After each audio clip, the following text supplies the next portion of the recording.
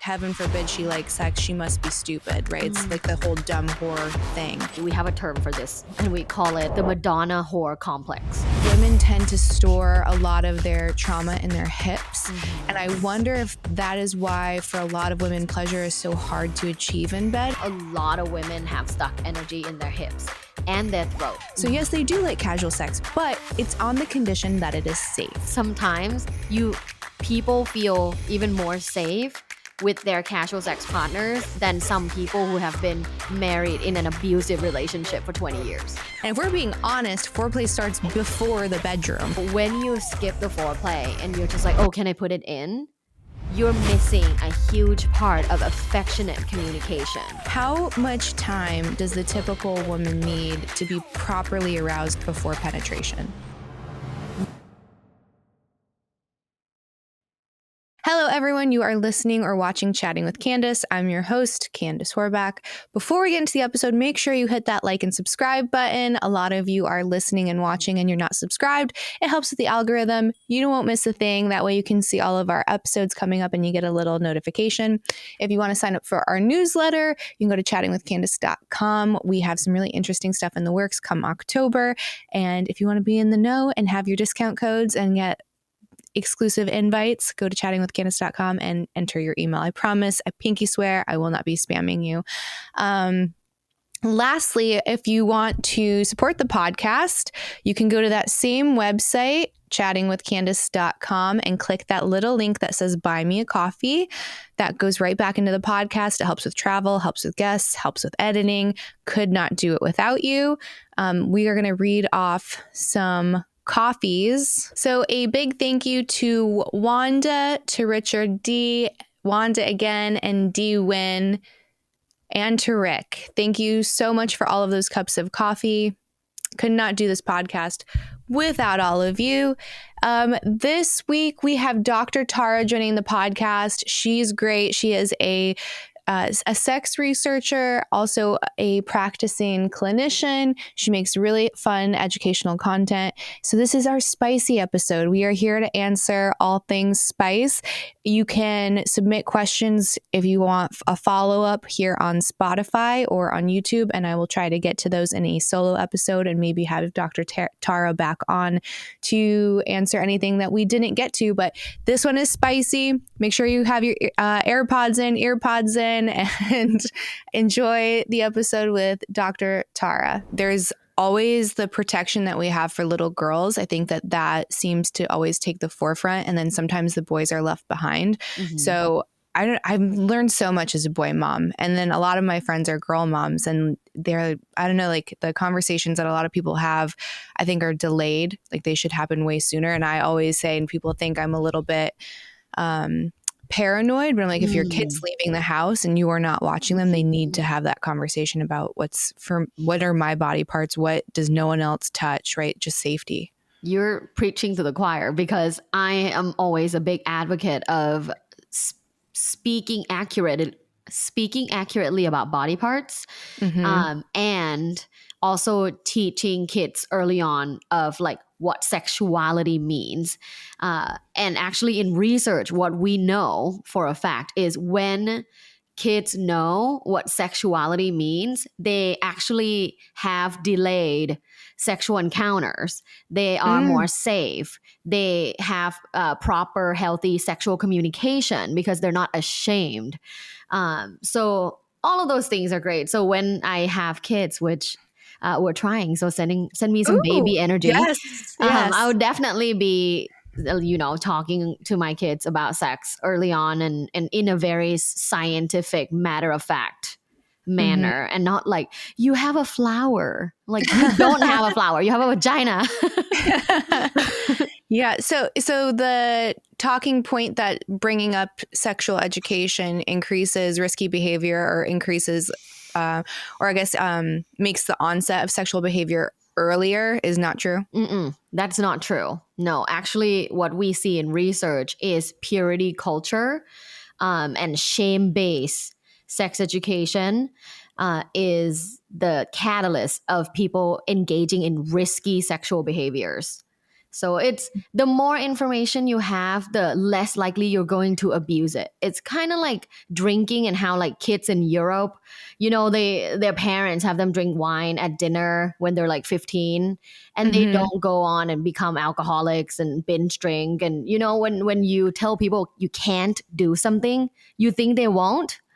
Like, of course they will. And we have seen that so much. And I think if anything, as parents, and me not being a parent yet, I just know when I become a parent, I just want to be there for my children. Like, I want them to know they can come to me and speak about whatever. And if I start shaming them for being curious about sexuality, then they won't come to me. Then they will go to other people. And who knows who they're going to. Right. Have you heard of this phenomenon that's been happening called sextortion? No. It's awful. And it ties into the conversation piece of being a safe harbor for your children to tell you anything and getting rid of shame and how dangerous it is to shame your kid or for them to feel unsafe, like, oh, mom's going to kill me or oh, dad's going to kill me. So sextortion it's happening all too often. These kids will go online, often on something like Snapchat, and they'll start talking to someone that they think is a peer. Usually it's not. It's an adult and it's a predator. Oof. And they'll gain the trust of this child and eventually get the kid to send them a photo. And then once the photo is sent, they reveal the nature of the relationship, that they're actually an adult. And if they don't keep sending content to them, that they're going to tell their friends, they're going to tell their parents, no one's going to respect you anymore, you're going to lose your friendships, your parents will hate you, like all of this stuff. So if you feel already that your parents have like a lot of judgment towards this stuff, when you have a psycho that's doing this, like they're more likely to believe it, versus if you're an open, safe place for them to come to, they're gonna be like, hey, this happened and I wish I didn't do it, like help. And unfortunately, a lot of these kids don't have that. So they end up taking their life because it gets so overwhelming. It's terrible. It's truly evil and terrible, but it speaks to just how much shame is just like infested in us still and how dangerous that can be. And I think that's why I love your content so much, because you're just throwing that away. You're like, that doesn't belong here. And there are so many different flavors and you're supposed to experience pleasure. And none of this is bad, right? Like this isn't bad. Sexuality is inherently human. So I love your content, and it's like bubbly and it's also very educational. Thank you so much. I try to approach it in an edutainment way where, I always think about whether or not it's going to be either educational, informative, help reduce shame, help normalize a certain topic, or it's humorous, but also like help people like desensitize like certain topics. So I'm always thinking about what the intentions are, even the ones that sounds crude, or like very out there, and it doesn't seem like I'm sharing any quote unquote like research findings or anything like that. I still have an intention behind it. It's intentionally put out there to help buffer or to help people become more comfortable with sexuality at their own level. But if I'm so out there, I think it helps them feel like, oh, I guess what I'm doing is totally normal. If this lady is out here yelling, cock balls and all the things, right? So I try my best to always use humor, because I think that helps people lower down their shield. And they have everybody has a certain amount of shield when it comes to talking about sex. And so I just feel blessed that I get to do this for a living, really. You were built for it, for sure. Like you are living your path. Do you find first of all, this is a question I've asked in the past, and I feel like you're definitely someone that can shed some light on this. Why is it that we feel it's like mutually exclusive to be an attractive woman or a woman that behaves a certain way or dresses a certain way, and then like they automatically must not be intelligent. Like we're like, if they do any of these things, especially like heaven forbid she likes sex, she must be stupid, right? It's like the whole dumb whore thing. Yeah. And it's like an immediate way to kind of cut you off at the knees and dismiss you. But I'm like, well, where is this evidence? Like, where did this originally stem from? Because why automatically, if someone is like bubbly or quote promiscuous, or we automatically say that they have low IQ? Yes, yes. And I love this question, and how you're presenting it is already nuanced. So the answer is nuanced, but also really simple. As scholars that study sexuality, we have a term for this particular scenario, and we call it the Madonna-Whore complex.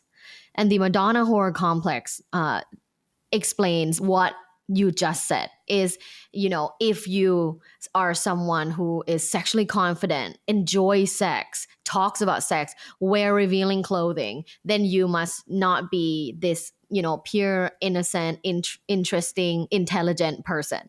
If you are someone who is pure, intelligent, and a wifey material, then you will, one, cover yourself, two, not talk about sex so loudly or proudly, and then three, you probably don't like sex that much because you're so innocent and you're a gatekeeper to sexuality.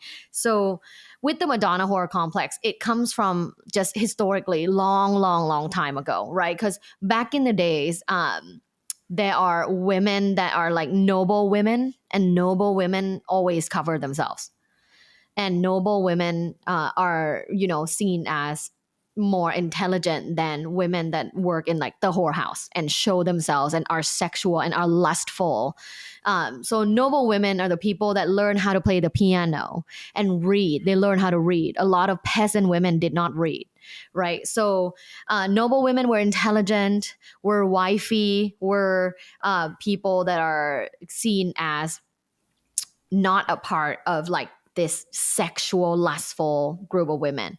And then the other side is, of course, like peasant women that, I mean, historically speaking, men would go, to different places, and trigger warning, there's a lot of rape happened a lot in history, right? Like in every kind of war that happens, there's people raiding villages and towns, and, people raping like peasant women. So these women are seen as more just like a thing, right? And then also there's women that are in whorehouses that are, like I said, wearing revealing clothes, are lustful, are tempting, they're temptress. So even though we are in 2024, hundreds of years of conditioning and how things have been is still very much instilled in a lot of people. However, I do see such a bright future for sex positivity. And I might be a little bit delusional because I live in Los Angeles and I work in Los Angeles and I work in London, big cities.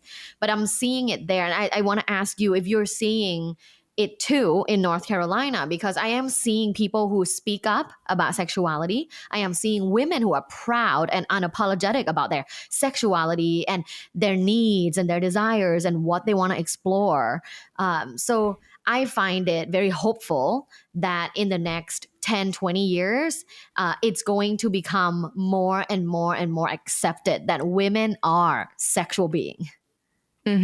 Yeah, I would say in North Carolina, my experience is there's a lot of openness when it comes to what a woman decides she wants to do, right? So not so much judgment like there used to be. Like if you had, someone that was in sex work or an OnlyFans, a lot of people are pretty like they're okay with it, very neutral. What I do see, and I wonder how true this is, like where you work and where you live, is that there's still a lot of lack of communication or even education on how to open that door of communication when it comes to sexuality within partnership. So these people could have children, they could be married for a decade, and the conversations around sex are still really clunky, if at all.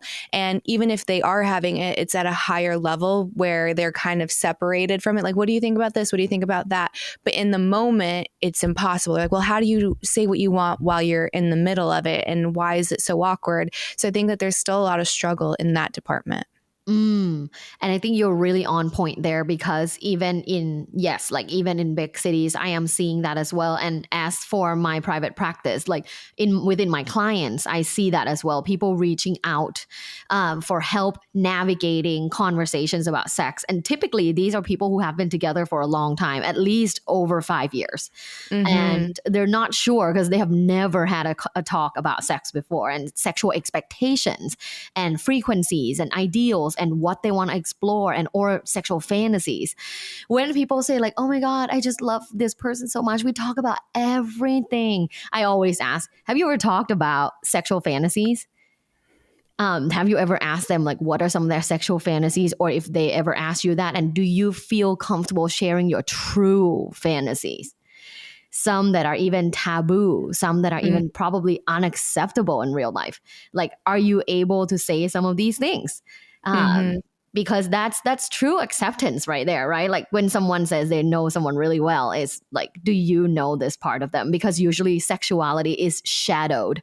It's in like our shadow self, and we don't really have a lot of opportunity to let it like shine bright and let it even like lead the life that you live. For me, that only changed 5 years ago, right? Like before that, I had so much sexual shame, even though I've been an educator over 13 years. You know, back in the days, I was teaching sexual confidence, sexual satisfaction, did not feel it. But then at some point in my career, I really kind of broke down, and I felt almost like ashamed of myself that I only talk the talk and I don't walk the walk. And it is something that is to me unacceptable, because every single day that I went to school and teach this topic and try to help people in therapy or coaching, it just affirms to me that like I'm lying to people, because I don't live the life and I just teach in theory. So I made a huge change 5 years ago in my life to let actually my sexuality and my passion and my desires like lead my life. And to be honest with you, it has turned out iconically. It has turned out amazingly, and I have, you know, so much thankfulness for my partner, who really allows me to like be who I am and is not ashamed of me, is very proud of me, and you know, proud of my work and all the things I talk about online or on TV or in the media. So I'm lucky. So with that big change, I think that's a huge question for a lot of women, is this place of stuckness, or if you find yourself in this Madonna-Whore conundrum, right? Like a lot of that happens whether you've been with a partner for a very long time. Motherhood is also a really big transformation, where either you stop seeing yourself as a sexual being or your partner stops seeing you as a sexual being. And then how do you reignite or regenerate that sensuality and that sexuality? Because I feel like it's when I look at sex, I look at it like an ember, and it's something that has to be constantly given oxygen. And even if it's a dull glow, it's something to work with and you can build. But if you let that get snuffed out, starting it's almost like trying to start a fire with wet wood. It feels like it's impossible. So I think for me, when I try to sensualize my like day-to-day life and romanticize my life, it sounds so silly, but one of the things I did is I bought a whole bunch of ceramic coffee mugs, and I bought gold utensils, and I did like these little things that just made me excited to participate in my day-to-day routine. So for me, that was like one actionable step. But what did you do to get from that place where you felt like you weren't really living the lessons that you were teaching your students? Also love that metaphor. I might have to use that. I'll Borrow cite it you. for I'll sure. be like, Take it, yeah. I will definitely cite you when I use it, but I really love that metaphor because Thank it is you. true. It's always within us. Like sexuality is such a huge part of who we are. And whether or not you look at it from the Western perspective, which is, you know, the studying of anatomy and reproductive system and our sexuality as a human, or looking at it from the Western philosophy of like the chakras, like one of the chakras being literally the sexuality chakras and the pubic area. And the fact that also, it takes two people having sex to create life. And of course, nowadays we have IVF and all that, but it's still like you still need two parts. Like you need that part and you need the other part in order to create life. Like it is so important. It is always within us. Even people who are asexual, right? Like it's still within us. So for me, there are three major practices that I have done and I'm still doing, and is something that I teach my students and my clients when it comes to reigniting or maintaining our sexuality and sensuality. So the three things are split into the mind, the work of the mind, the work of the body, and the work of communication. So the work of the mind, I do that through sexual meditation. Have you ever heard of that before? I've done like sex magic stuff, but I don't know. Is this different? Tell me what is sexual meditation. But I do like sex magic stuff. Magic with the K, right? Yeah. I like that too. I manifest a lot when I orgasm. But right, never waste an orgasm. never. If next time you want a promotion at work, when you come, just like think about a promotion. It will happen. It did for me. So same. Yeah, I was like, okay, I wanna spread sex positivity in a TV show, and I had orgasms and did that, and boom, like here I am, second season of Celebs Go Dating. So anyways, the work of the mind is through sexual meditation. And sexual meditation is similar to a regular meditation practice, but it focuses on either sexual thoughts, sexual feelings in the body, or sensations in the body. And you can do this quietly by thinking of the last time that you had a really great sex or a really great masturbation session, or thinking about a hypothetical scenario. It's fun. Like think about your maybe a celebrity crush and what it would be like for them to breathe down your neck, touch your nipples, play with your pubic area. Like what would it be like? So imagining that while meditating and doing deep breath work can really like help with the mind and help keeping sexuality within your mind. A lot of people don't think about sex. So the very first step is actually just to think about it in order to turn yourself on. If you are someone that like guided meditation, I have completely free guided sexual meditation on YouTube. I have a 5-minute one, a 10-minute one that you do solo, and one that you do with your partner as a couple. So all of these practices, like the guided meditations, it's focusing on either like positive sexual affirmations, or it's focusing on sensation. So helping you do body scan, but like a sex version. So there's all of those things that can help you reignite the sexuality within yourself. So that's the work of the mind. Next is the work of the body. I'm a big fan of somatic practices because my whole life, I have been studying sexuality and relationships and anatomy, like from a very Western scientific perspective. But 5 years ago, when I embarked on my sexual empowerment journey, I actually had to dive myself into the Eastern philosophies and all the things that have existed for literally thousands of years. It's just not as, I guess, accepted in the scientific world of the West. But somatic therapy is body movement therapy, and sexuality and sex is very much moving your body. Right? Like when you have sex or when you masturbate is moving your body and moving energy in your body. So in terms of the work of the body, try searching for like somatic sex therapy videos, and there will be kind of movements that you can follow. Sometimes, a lot of times, it's like moving your pelvic area, massaging that area, but a lot of it is moving the pelvic area and moving your hips, and maybe like touching your breasts, or for men also there's also like touching your genital and behind your ear and your neck. There's a lot of movement practices that allow you to feel your body. And that is a huge part of sexuality, is feeling good about your body. Oh yeah, especially for women, because there's the idea with one of the, I guess, what would you call it, theories around female sexuality. It's that the level of pleasure that they're going to be able to receive is how desirable they feel they are. Yes. Right. So we want to know and feel like we are desired, and men love to do that. So it's like if I don't feel sexy, if I wouldn't have sex with me, then it's going to create like a really big block in that relationship. And I'm curious with the somatic thing, what popped into my mind, especially with like all of like those undulations and circles that they tend to have you do, they say that women tend to store a lot of their trauma in their hips.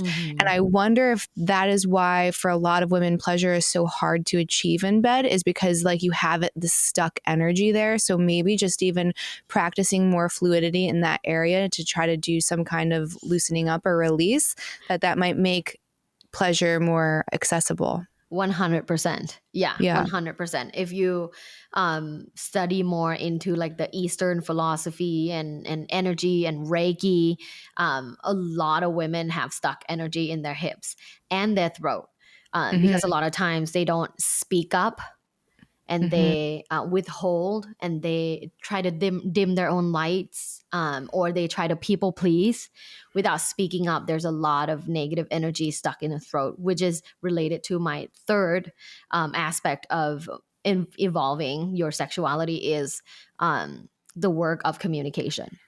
It is definitely a great place to start with, like internally your mental space and your sexuality. So start with meditation, then go into body movement, and then go into communication, because you do need like that intensity and willingness to communicate from like already feeling good about yourself.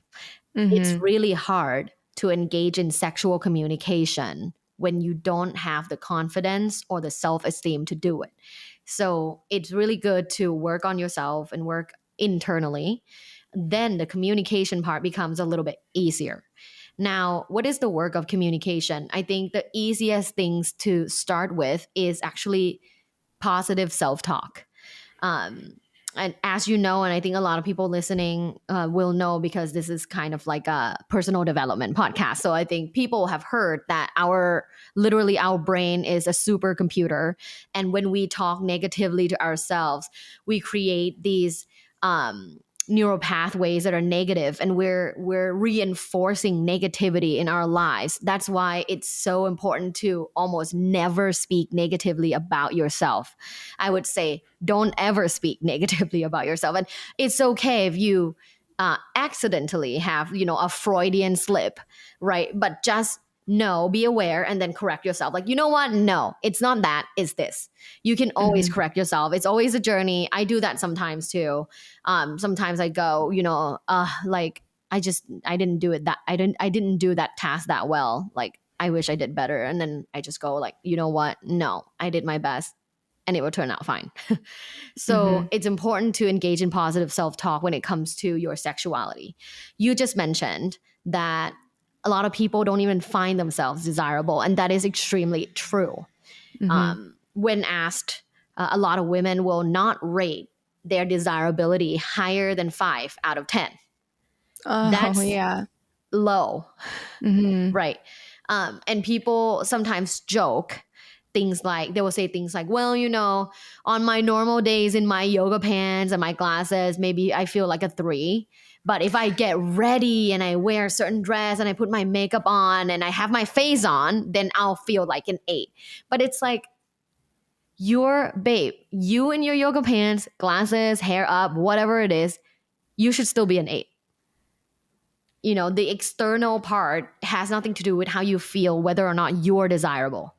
How you feel, whether or not you're desirable, should stay there. Right. The external factor of like physical attractiveness based on like beauty standards, that's a whole different conversation. But this is how you feel about yourself. And a lot of that too is, oh, sorry, go ahead. Yeah. And so I would say everyone should be rating themselves 8 and above.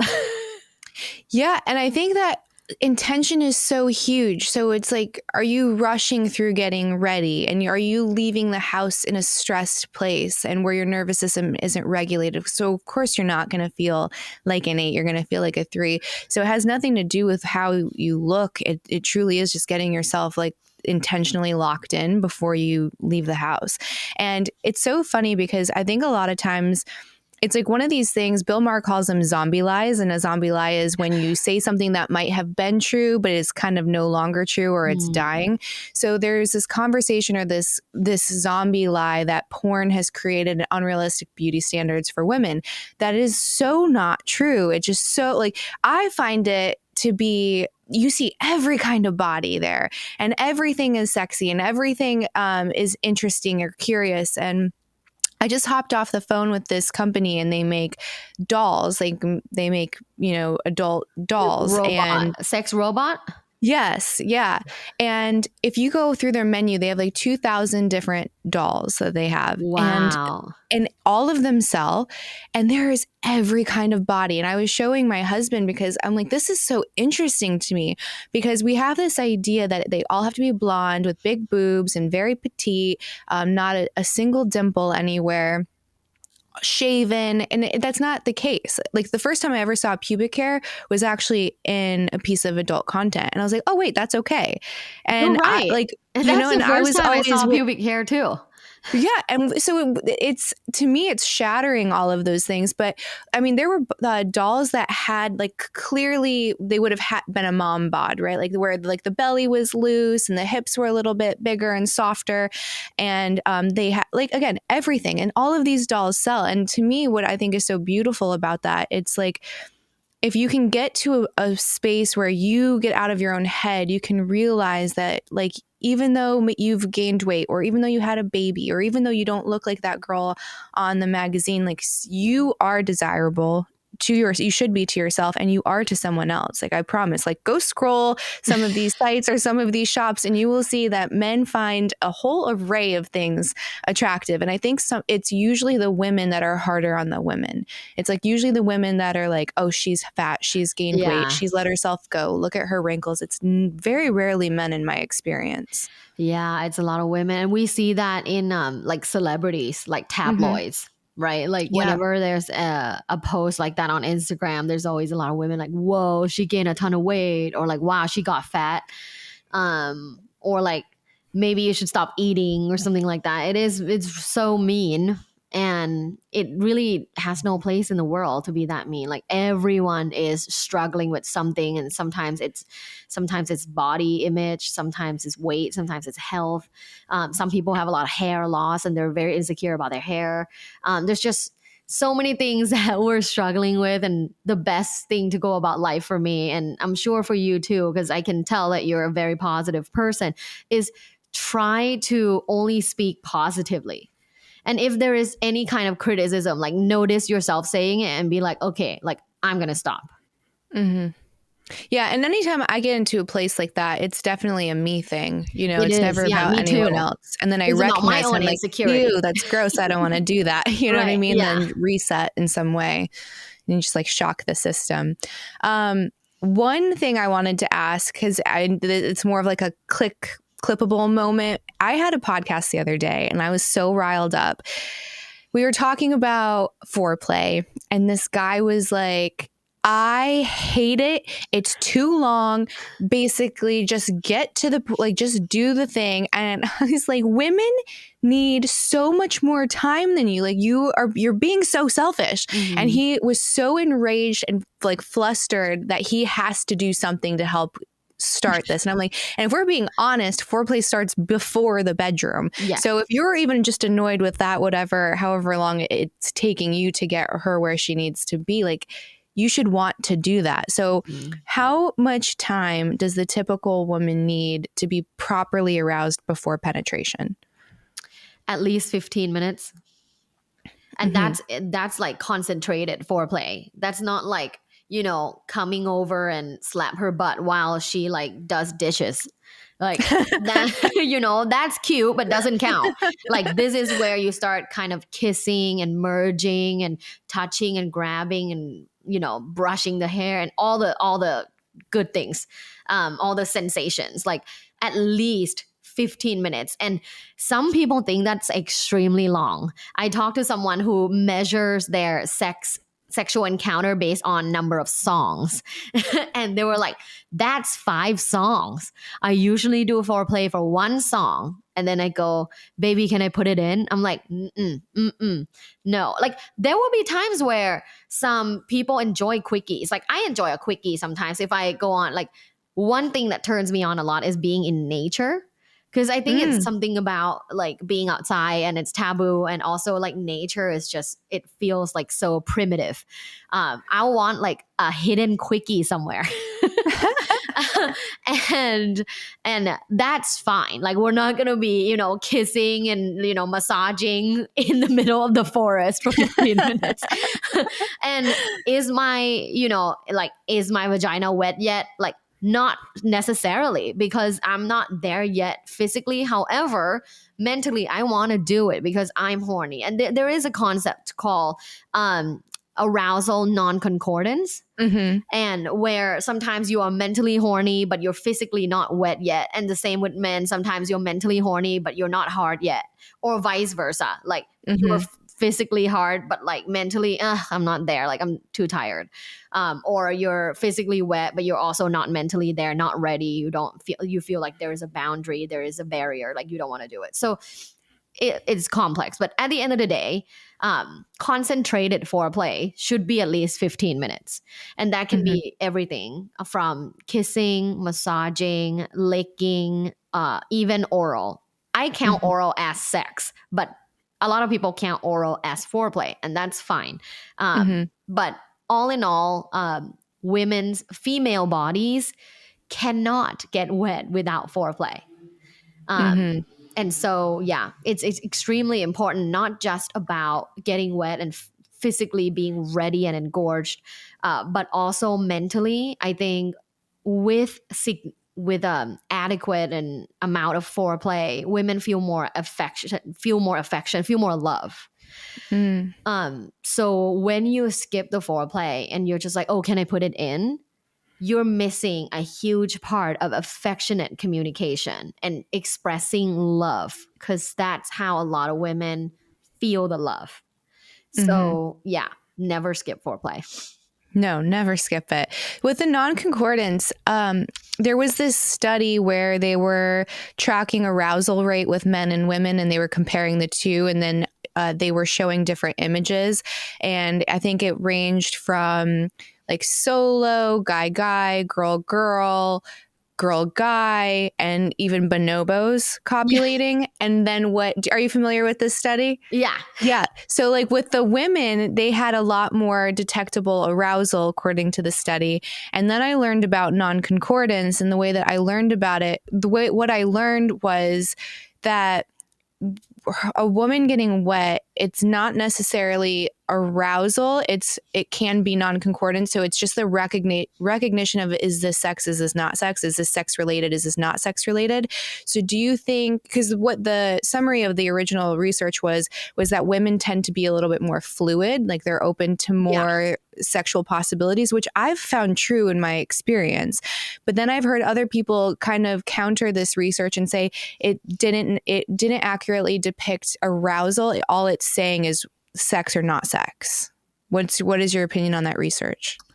My opinion is I think that women are more fluid.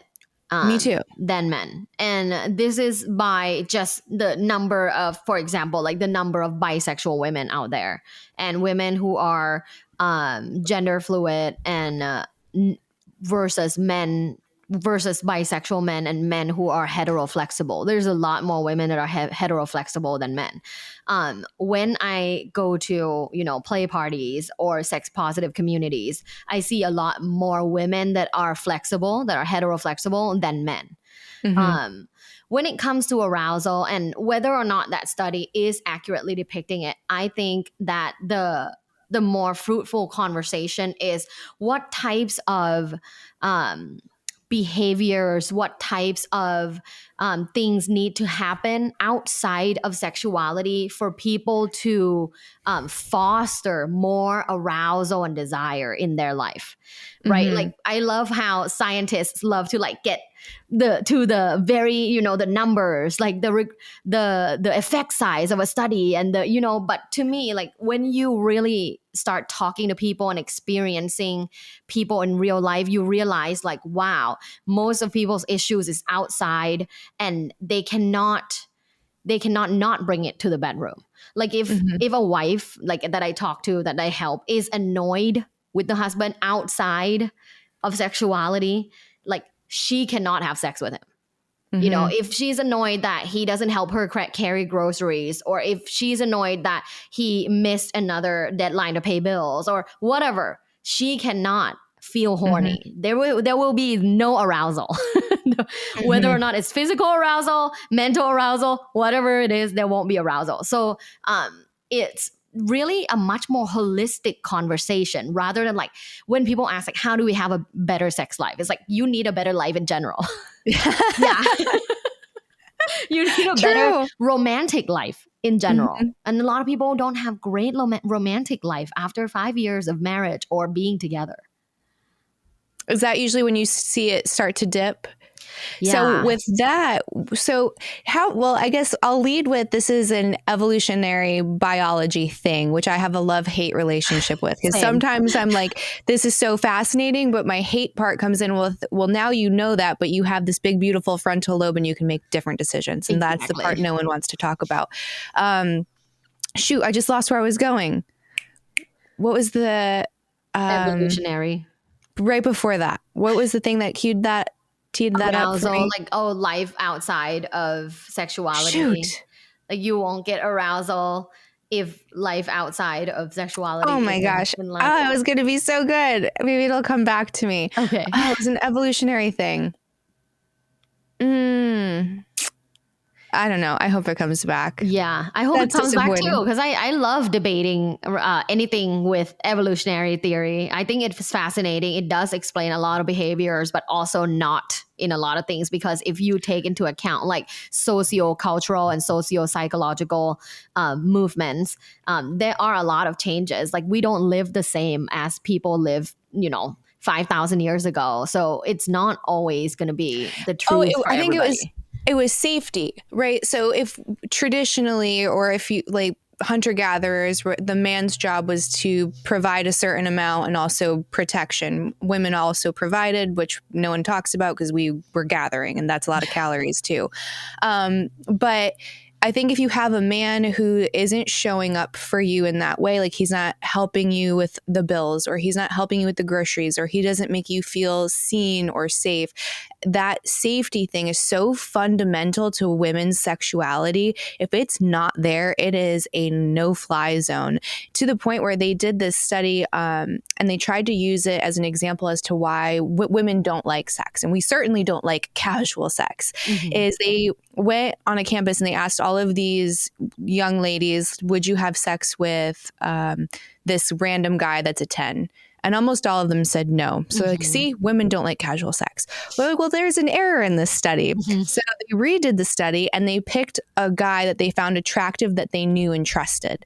And then immediately flipped on its head, and almost all of the women said yes. So yes, they do like casual sex, but it's on the condition that it is safe. And if that safety element's not there, you're just not open for shop. So that safety looks different in modernity than it did back in the caveman era. So you have to ask yourself, if she's really cold and distant, it's like, how can I make her feel more seen and safe? And watch her warm up. 100%. Every action is a reaction. So if she's cold and distant, there's probably something that you're doing that is also, sparking that. Or maybe there's something within the relationship that she doesn't feel safe enough to talk about.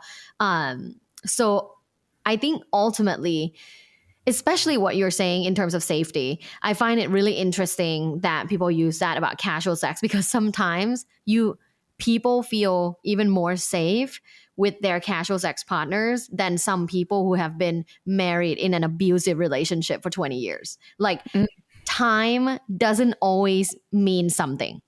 Like time is just a factor. And yes, you know, at least half of it is true. Like at least half of it, like, yes, you do know each other better after being together 5-10 years. But at the same time, it doesn't mean that the quality of the relationship and quality of sex and quality of safety is better just because you've been together for so long. Some people rate their safety so low after being together for 10 years. Why? Because you don't have the kind of communication and trust in the relationship.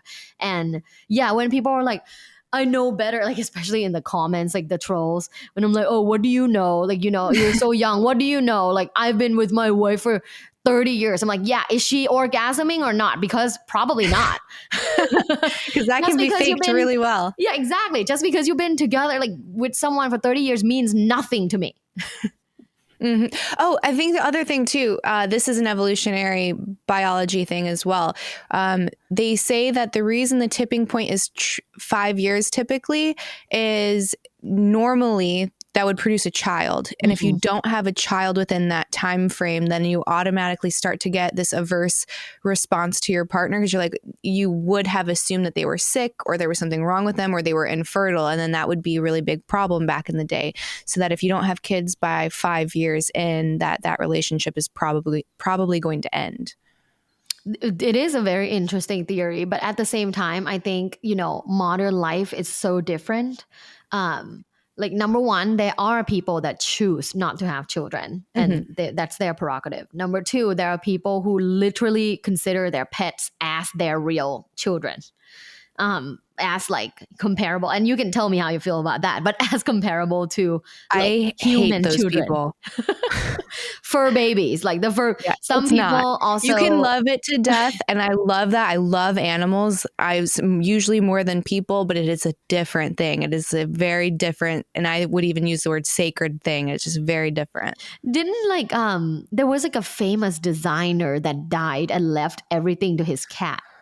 Do you remember? I think it's was it Versace? I don't know. There was a famous. I think you're right. It was Versace designer, or like a Dolce or something. Yeah, that died and left everything to his cat.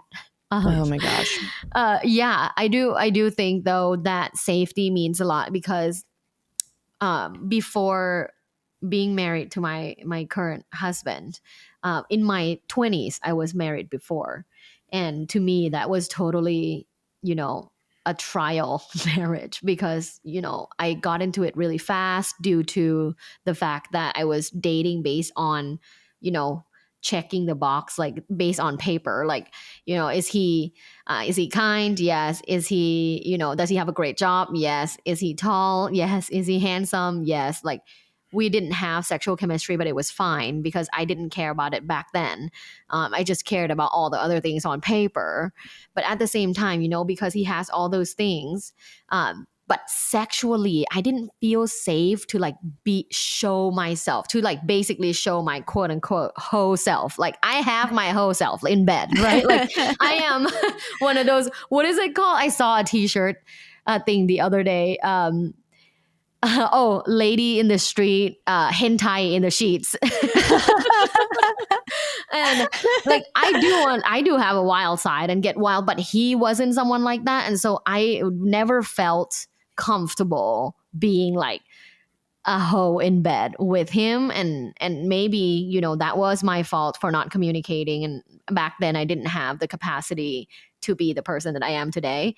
But yeah, it wasn't, we never really had amazing connecting sex due to the fact that I didn't feel safe that way. Because safe doesn't always mean like physically safe, because I was physically safe, right? Like, this is a very kind, gentle person. But at the same time, I didn't feel like emotionally safe to show my true self in bed. But now with my husband, like, because we talk about sex all the time and we talk about really deep, really dark, like sexual fantasies. So I feel accepted in every way. And therefore in bed, like, I just do whatever. And sometimes we do like embarrassing things in bed too. Like, you know, sometimes whenever I queef, I still laugh so much. I'm like, oh my God, where did the air come from? And it always sounds like fart. And I'm like, I swear I did not fart. Although if I farted, it shouldn't be a problem. But with him, it just feels so safe. Mm-hmm. Yeah, that makes it a lot more enjoyable. How would you introduce something that you wanted to do with a partner? So let's say like you haven't been the most open and there's something you've always wanted to explore, experiment with, and you have no idea how to broach the subject. What is the first step for that conversation starting? Sending a source. So, like, for Mm. example, if you're listening to this podcast or my podcast or whatever, or an article, read an article on like Cosmo, women's health, find something and then send it over to them and go like, what do you think about this? Help them understand what it is first before you ask them if they want to do it, or before you tell them that you want to do it. Mm-hmm. So equip them with knowledge first, because people get very apprehensive and anxious when they don't have the information. So first send the information, then ask how do they feel about it. And then if they're like, well, it's interesting, then you can have room to communicate. Like, I find it really hot. And I was wondering if you may want to try it with me next week or something like that. But I think the very first thing is send over a source and ask them what they think. Another thing is there's no shame in the coaching and therapy game. If you've been together a long, long time and you have a hidden kink or fetish that you never told your spouse, like perhaps that conversation is too hard to do on your own. Maybe it's something that would be helpful to have a coach or a sex therapist help navigate the conversation, because there are people who have a secret, like hidden fetish for the longest time and they feel too ashamed to come out now. And so that's where like all these sex therapists out there can help you navigate the conversation. I actually was talking to this couple, and at first they came in as like, oh, they have had a sexless marriage for like 3 years, like haven't had sex for 3 years. I couldn't even imagine, but that's not the longest that I've heard. But haven't had sex for 3 years, and so like they want to solve the sexless marriage issue. I'm like, okay, well, first let's do an assessment. They did an assessment.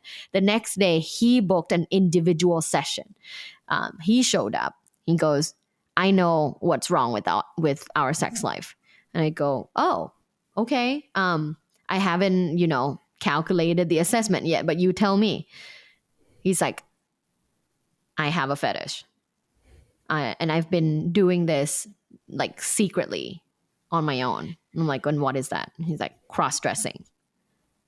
And, he talked to me about his experiences cross-dressing. And actually, like when he goes out of town for businesses, he will like cross-dress. Or he will talk to an OnlyFans creator about his cross-dressing and show her when he cross-dresses, and she will like give him compliments. So he's been doing this like secretly on his own for a long time to get sexual gratification. And so she is wondering why they are in sexless marriage. She also thinks it's partially her fault too, because she says no a lot to initiations. So it's a very complex situation. But at the same time, I just wanted to give an example of like sometimes your kink or fetish that you've had hidden or in secret for so long, like that could be hard to talk about without a professional third party to like navigate it. Oh, that's interesting. So would you say that a fetish or a kink can be a problem if it's needed for pleasure or arousal? Like if you can't attain it without that thing? It just would you say that depends that's on what healthy? kind of partner you have. Well, even individually. So like if pleasure is only available under a certain Like perfect a very condition. specific, narrow definition. Yeah. Mm-hmm. Personally, I don't think so, as long as you find a way to enjoy pleasure by yourself. Mm-hmm. Is it going to be very challenging for you to be happy and in a satisfying relationship? Yes, it will be challenging. So is there a way, let's say someone like needs feet. We'll use feet as an example. Like they need some kind of foot play. I dated someone that had a foot fetish.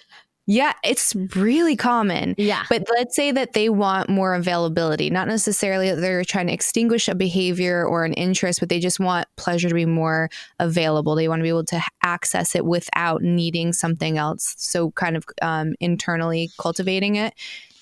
have you ever worked with someone like that? Or like, do you have steps to be able to broaden someone's horizon if they're like, this is the only thing I can find arousal, but I would like to have more options? Yeah. You know, it's so interesting because the last person that I worked with that had a foot fetish, that was like, I just want to enjoy even, you know, having sex with my girlfriend without like having to like use her feet to make me come. Like, how do I do that? And I honestly think it's through exposure therapy. It's through just doing it with other things and consistently getting physical pleasure from it to rewire your brain to be like, okay, I like this too. Not to say you will not like feet, because you will always like feet because you have a foot fetish. But at the same time, I think by exposing yourself to these other types of pleasure and consistently coming from it, because when you orgasm, a lot of things happen in your brain, like a lot of parts are flashing, right? And a lot of memories are being taken. So for me, it's going to be effective if you consistently expose yourself to other types of pleasure.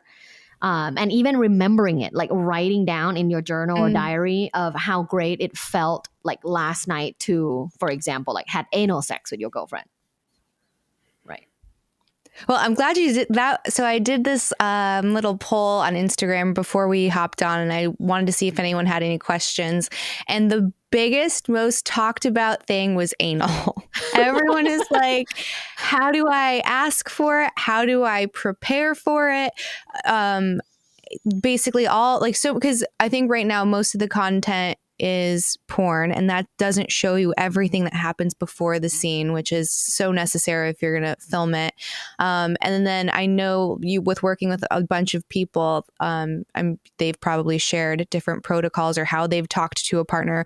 So my question is, why are so many people obsessed with it? Because I'm like, it is a lot of work. Like men, like, especially like men, they don't, unless they're gay, that would be a caveat. But like straight men don't know how much work goes into getting ready. So like, why doesn't she want to do it? I'm like, it's a lot. It's like 2 days worth of stuff. So I would love your experience or counseling, or how do men get it? Why do they want it? But also, how do we set them up for success? Well, the reason why men want anal sex so much is, one, it's taboo, so it makes them feel like naughty and doing something wrong. Two, it's accessible, because if you only have one partner and you're not in open or poly situation, like you can have a different type of sex with the same person, right? So it's accessible for people that are in a monogamous relationship. And then three, because a lot of men in this generation, like millennials, Gen Zs, did grow up like watching porn, and a lot of porn is anal sex porn, and seeing pleasure and being exposed to those like pleasurable visuals. I think it's just one of their like bucket lists that they want to do. It's like, oh, I just want to try it. I just want to do it. I have talked to so many young guys that have done it and was like, oh, I don't have a desire to do it again. It's just like something that they want to do it at least once.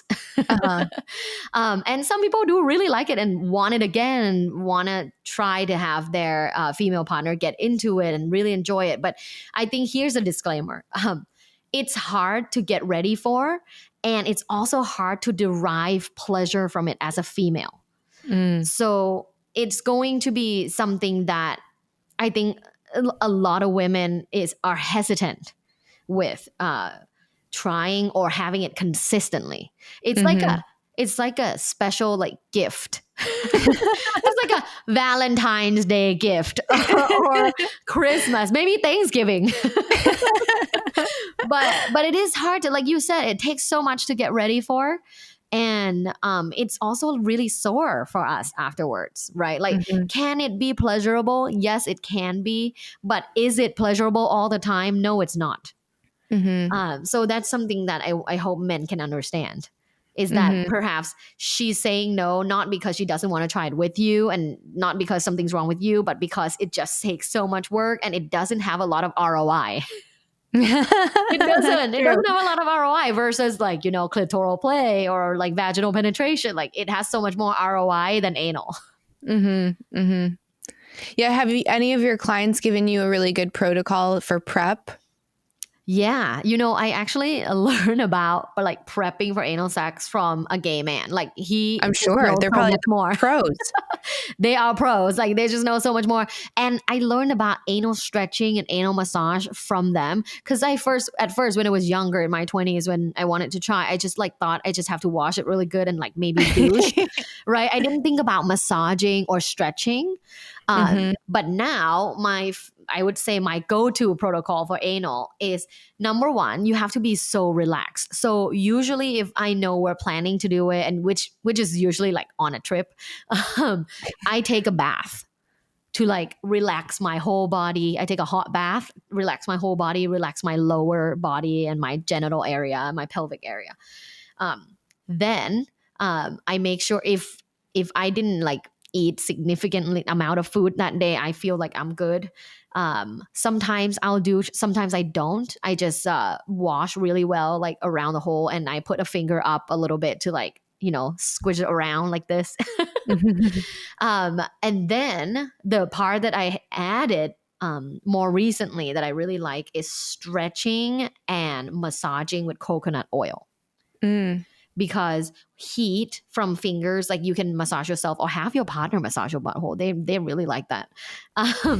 Is warm up coconut oil in your fingers and use the thumbs to massage around the hole, and that will like help it relax as well. Mhm. So yeah, that's kind of like the way it goes. But ultimately, when I'm more horny, I'm more likely to do anal sex. Therefore, you cannot skip foreplay and you cannot skip clitoral stimulation.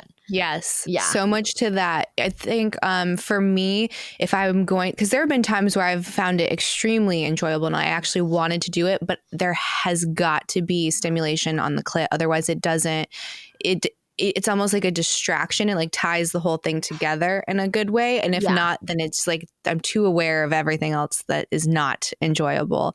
So with that being said, with like toys, do toys like overstimulate or desensitize you or make you dependent on them?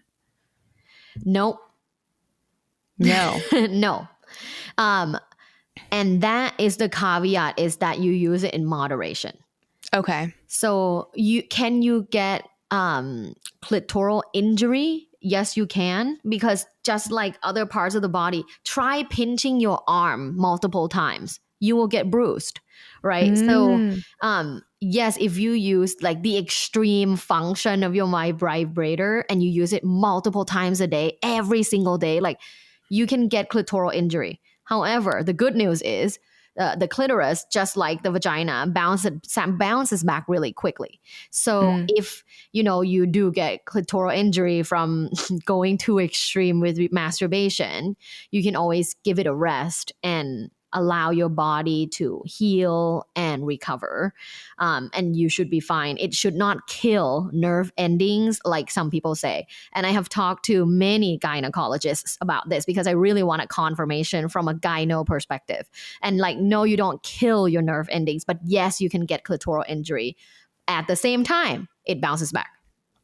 Interesting. Yeah, because I've noticed certain toys, if they're too strong, it makes achieving an orgasm very difficult if I'm not using something. And then if you're using something a lot softer, it doesn't seem to have the same effect. So I didn't even think of that being, I guess, getting injured as an option. I didn't know that was like a thing. Right? Because it's like, Yeah. oh, of course you can, because it's skin. Of course you can. It's skin. Yeah. Yeah.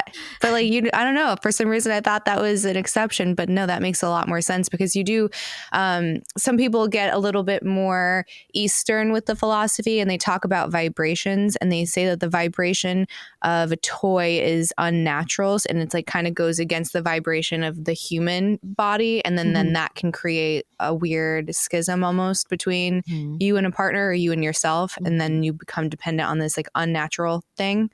But that's a little bit more woo and it is. And also interesting. like watching TV is unnatural. True. Yeah. So, a lot of our skincare routine is unnatural. So there's a lot of unnatural things that can be good and accessible for your life, and that's fine to use. And I think if you want to go to the extreme where you live off grid and you know go grow your own food and you don't want to use sex toys, like that's completely fine and it is your prerogative. But at the same time, just know like it's not going to cause big problems in your life. There are much bigger issues otherwise if that becomes a problem. Yeah, I agree. And I think I find it to be a huge relief as having that option. It takes the pressure off of you. It takes the pressure off of your partner, because sometimes it's hard to stay present in that moment, which is so necessary to achieve a climax. So it's like, okay, well, I have this kind of cheat code or this little boost that will get me where I want to be if you're, you know, orgasm centered, or like that's the goal of the session. And it's amazing. Like it always feels so good. So why not? Treat yourself. Just have it. Yeah. It's not a competition. Before we sign off, do you want to just give your plugs, and I'll link everything below for you? Sure. Yeah. If you want to find me, my website is lovebites.co. That's LUVBITES.co. My Instagram and TikTok are also lovebites.co. Awesome. Thank you so much. And then I'll send this to your team and then circle back to do round 2. Yes, I'm really excited to round 2 and also excited to share clips whenever it comes out. Beautiful. Thank you so much. It was nice meeting you. Yeah, stay connected. Bye. Yes, absolutely. Bye. And that's it for this week's episode of Chatting with Candice. Please leave that 5-star review before you close out the app, and make sure that you hit like and subscribe. I'll see you next time. Bye, everybody.